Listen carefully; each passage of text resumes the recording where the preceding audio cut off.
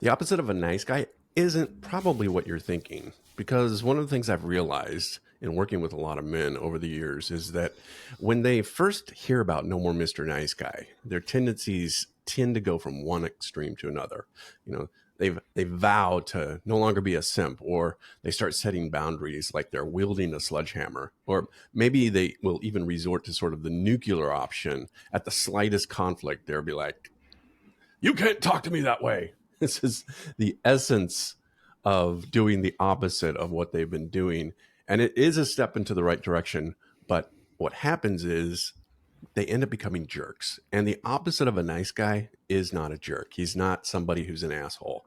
And Dr. Glover explains this in No More Mr. Nice Guy. He says the antithesis of the nice guy isn't being a jerk, it's becoming an integrated man. And today we're going to talk about and delve into the power of the integrated man, what it is, how to achieve it, and most importantly, how to sustain it when we're faced with life's challenges. I'm Chuck Chapman, and I'm joined today with my co-host, Ari and Faisal, and the three of us are certified No More Mr. Nice Guy coaches and dedicated to helping men become the best versions of themselves. So today we're going to talk about how to be an integrated man, to be the opposite of a nice guy. So, Faisal, have you ever worked with or known a nice guy who took sort of the nuclear option, or maybe you even took the nuclear option yourself? Absolutely. And, as you were saying that, I was thinking, I was looking back at my history. I went from someone who was completely unaware to be right on the other side. And when I was thrown into the dating world, I was, like women are attracted to strong man, alpha man. And this is what, it's sold to you. You have to be this kind of certain guy. So what you do is you put on this mask, you put on this persona. It's like, no, no more am I going to get walked over. No more am I going to have any woman tell me what to do. So it went from completely opposite of being a passive aggressive guy, soft guy, saying yes to women, pleasing women, to being a complete asshole. And I see this like a natural reaction a lot of nice guys have, because we have so much pent up anger, resentment, bitterness coming out, and it all bubbles up. And it's like getting a new toy. Like person development psychology is a new toy. We get this new toy, and then we haven't calibrated or had enough practice how to use it. So what we'll do is, like you said, like a sledgehammer, we'll just go hard with it, and then we don't have any calibration of where and how to use this. And because we're easily triggered, so we just go for one. It's like with nice guys, it's usually black or white, nothing in the middle. Yeah, totally. How about you, Ari? Any experience with this? Yeah, I definitely, when I was thinking about this topic, I was thinking about when I was still married and I was kind of breaking out of the passivity and just sort of accepting being in the doghouse and tiptoeing around my wife's feelings. And I kind of overcorrected with getting angry and controlling and just rageful at one point, especially, when I found out about her affair. I just felt justified in being enraged.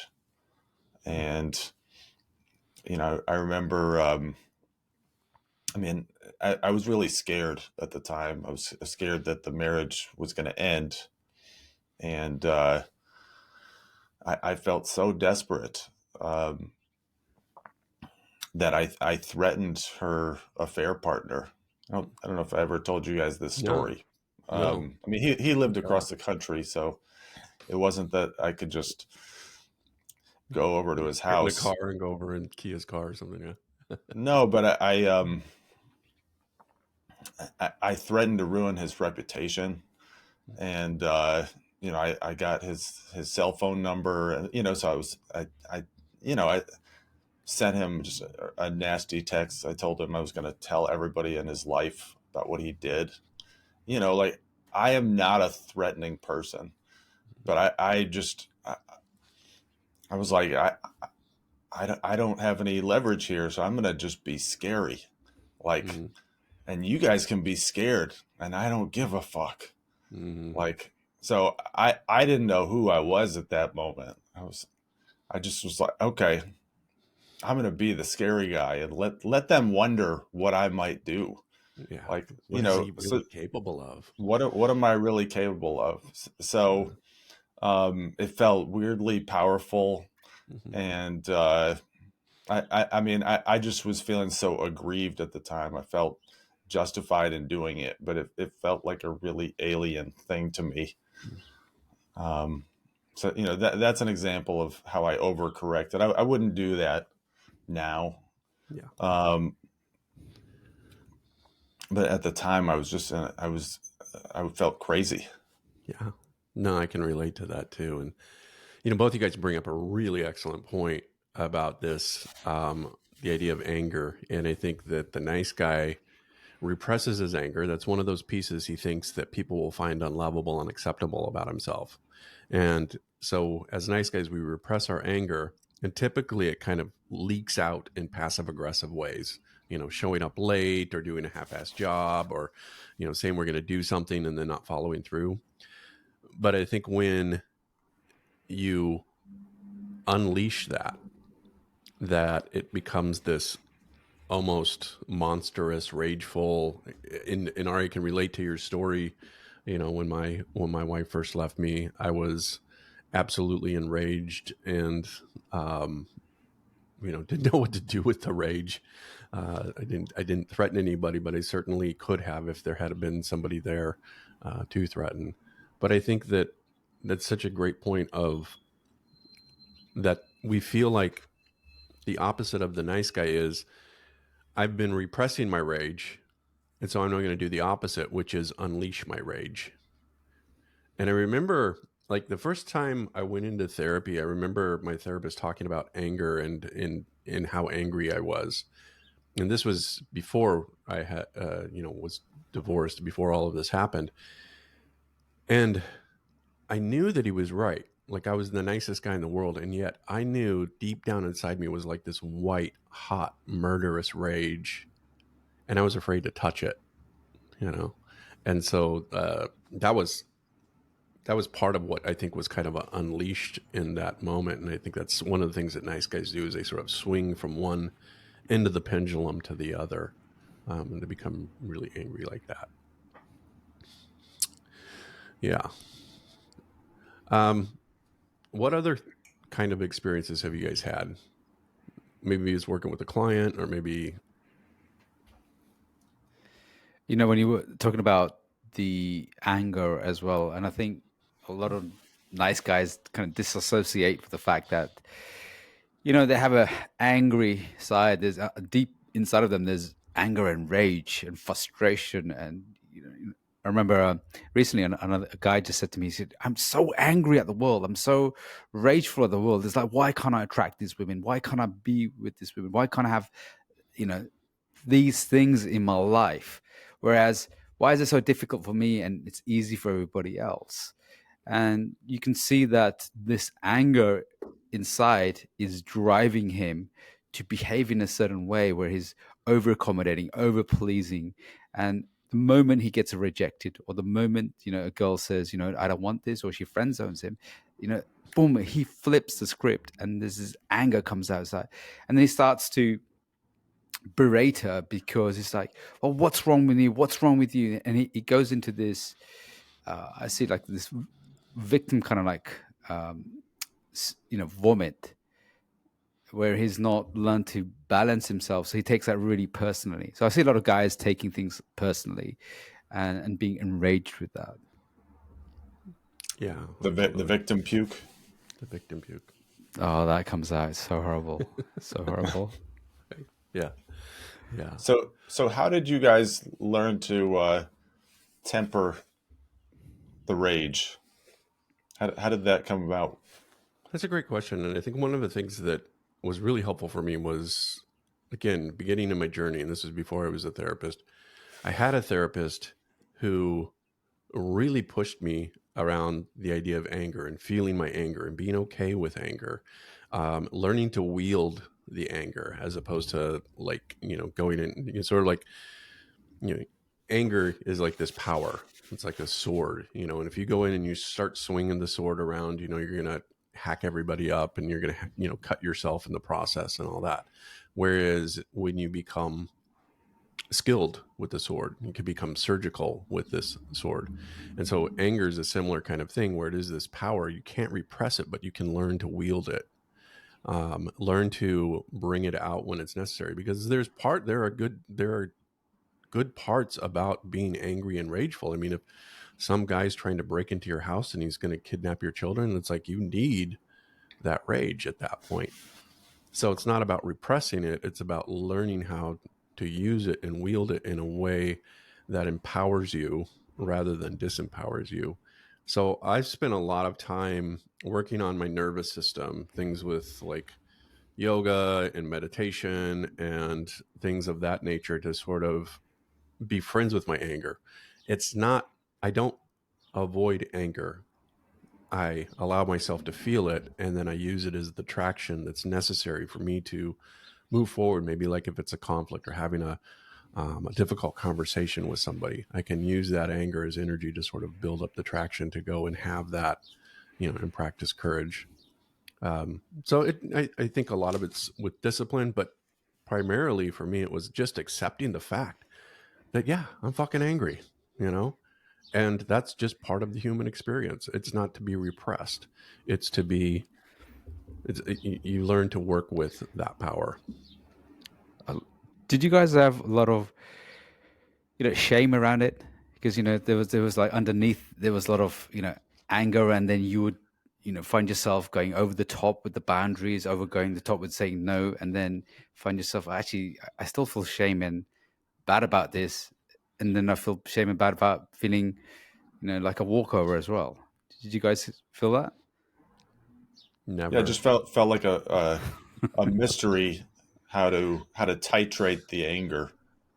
Like it just felt like I'm either going to be going overboard, I'll be the scary dude, or I'm going to be the passive, weak, nice guy. So it took a while to just see that sort of a normal expression of anger or dissatisfaction with someone would actually be received well, and then it becomes um, becomes easier because you see actually people appreciate a normal expression of anger, and it doesn't seem so hard anymore. But at the beginning, I think it just felt like, okay, no woman's going to want to hear my real anger at her. She's going to be turned off. Um, so it is easier than I thought. But the other thing I think I realized is not being attached to outcome was such a game changer. And when I was still married and wanting to keep my marriage together, I felt like my attachment to that outcome made me feel out of control. Um, because ultimately the leverage I had was around my willingness to be in a relationship with this person. I don't know if I expressed that well, but it wasn't about keeping my family together. It was about, Mm. is this a relationship that's acceptable to me? And I could walk away. Mm. But that wasn't something that I was willing to see at the time. Yeah. No, I could definitely relate to what you were saying, Faisal. I think that that's kind of a cycle of where and typically happens, I think, with a lot of nice guys, is where this is where the victim puke comes in, where you take it, you take it, you take it, you take it, and then you Mm. victim puke on somebody, right? And then you feel this overwhelming sense of shame. And then you feel like you have to go back and make an apology. And I think one of the things that kept me from really accessing my anger and staying in the nice guy was I could sort of predict enough that if I said the things that I was thinking, it might feel good at the time, but I knew that I would also have to go back and apologize, and that I would feel shitty about it. And so that kept me from accessing the anger. And I think that part of the work that we have to do as men is we have to get in touch with that. So the anger is the shadow side of our psyche is anything we try to hide, anything we try to repress, and anger is part of that. And it becomes like this monster, that's underneath the surface that we're trying to keep caged up. And rather than denying the shadow, it's like we have to befriend it, we have to integrate it. And that's part of, I think, what Robert talks about in No More Mr. Nice Guys. The opposite end isn't a jerk, but it's an integrated man. And part of that integration then is taking those parts of ourselves that we hide, the shadow part, and learning to integrate that and become, to take full responsibility for that shadow part of ourselves. It's not something to be hidden. It's something to be useful. I like what you were saying about, when the monster comes out. So, what was the kind of work that you guys worked on? Because Chuck, you mentioned something really interesting, was the fact that it was your nervous system. Because I find when my nervous system is out, I find myself going to one extreme, easily. So I, go to over exaggerating or being too authoritative or trying to enforce a boundary too much because my nervous system is completely hijacked, and that's where I'm out. So is this the kind of like work you guys worked on? So you're not going to one extreme, but you're more, I would say, centered and having temperance on this? Yeah, absolutely. Practicing mindfulness meditation, that was a game changer for me. Learning to basically detox my feelings at the end of the day, to kind of drop back into my body, out of my mind. That was a game changer for me. Going to the gym, developing, male friendships, men's groups. Those are the ways that I regulate myself now. Yeah, I think it's important to understand also just a little bit of neurobiology and how your brain works, and that your emotions and your memory are interconnected in the brain, in the limbic system of the brain, and you have your amygdala that works almost like a thermostat. So the amygdala says, is this do we need to go in fight or flight here? And let's say a typical thermostat is set on 70 degrees, right? And the temperature drops below 70 and the heater comes on. The amygdala is kind of the same way, but instead of being set on 70, it's set like on 80. So the temperature just has to drop below 80, and all of a sudden you go into that fight or flight. And so part of when I say, recentering or resetting the nervous system is really taking that part of the brain, the amygdala part of the brain, and recalibrating it so that it doesn't activate as quickly. And when it does, you're able to maintain your composure around it. Now, it doesn't work every single time. Trust me, I've lost my shit. But I'm glad you said that. Yeah, I'm glad you said that. But the important thing is, well, sometimes the temperature drops below 60 and it's going to come on, that's the thing, right? But rather than, by working with things like Ari was saying, with mindfulness and meditation and things like Kundalini yoga and different things that you can do that activate your nervous system, and then you get used to holding that space in your nervous system, then starts to reset that so that you don't have as big as of a reactions, or you're able to, like I said, take that power and wield it surgically, as opposed to like coming out and just like hacking everything up. But it takes work and practice and being mindful and continuously working on yourself to be able to maintain that. It's no more different than, say, bodybuilding or something. Once you stop, the muscles start to atrophy, and so it's a similar kind of thing. It's an emotional exercise. So you're telling me there's no magic pill? No magic pill. Well, steroids, but that's just for your muscles. But yeah, there's no steroids for the emotional brain, unfortunately. Otherwise, I would have like the world's largest brain. I think this is actually a good point. I mean, we could be on an antidepressant, we could be on various psychiatric medications, but it doesn't teach us these skills. Might uh, reduce the highs and lows, take the edge off, but these are skills you have to develop. There's no way around that. Hmm. Yeah. And I would also say that probably depending on where you're at from a mental health, like I don't have a problem with psychotropic drugs and that kind of thing. I think if you have a headache, you take an aspirin. So you can, if you have a brain that's chemistry is unbalanced, taking medication to rebalance that and recalibrate that isn't a weakness at all. But sometimes you need that little bit extra edge just so that you can start to actually work with those parts of yourself. So Don't twist what I was saying, Chuck. sorry, I just didn't want the people to get the wrong impression. Are you angry right now? Did I piss you off? You seem a little upset. That was Do you need a hug? that was healthy That was healthy anger. Yeah, that was setting the record straight. You were setting the record straight. You might get a text message from Ari in a minute. I know. Fuck you, Chuck. So I thought what I would do here to sort of like close us out is just review the attributes of an integrated man. This is from No More Mr. Nice Guy. And I think having these 9 things in front of you to work on these things, oftentimes what happens, I think, as nice guys is we start trying to be the opposite of the nice guy. And rather than being the opposite of a nice guy, what we should do is try to take the attributes of the integrated man and apply that to our lives. So number 1 is he has a strong sense of self and he likes himself just as he is. He takes responsibility for getting his needs met. Number 3, he's comfortable with his masculinity and his sexuality. Number 4, he has integrity. He does what's right, not what's expedient.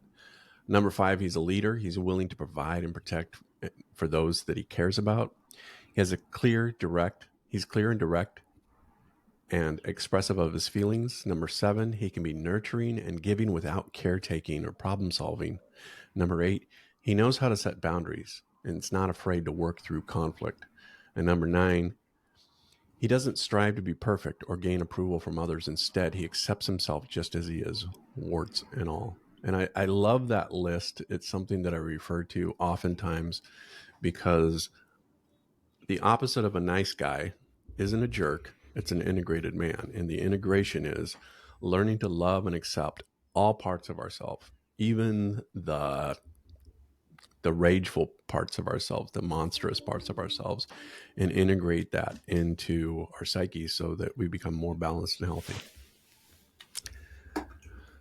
Well, guys, we're about on time here, and I just wanted to say thanks for your input on today's show.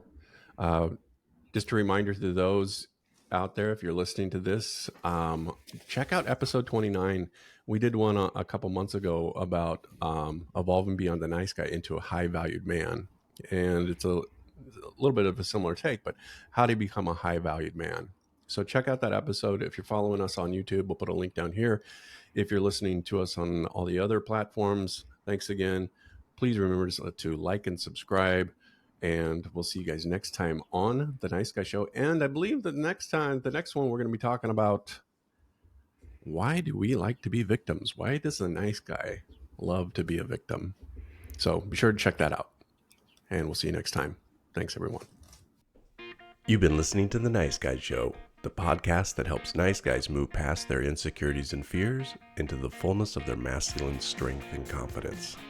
Be sure to like and subscribe to our podcast and check out the website niceguyshow.com for more information on how to connect with Chuck and Faisal. Until next time, keep living your best life.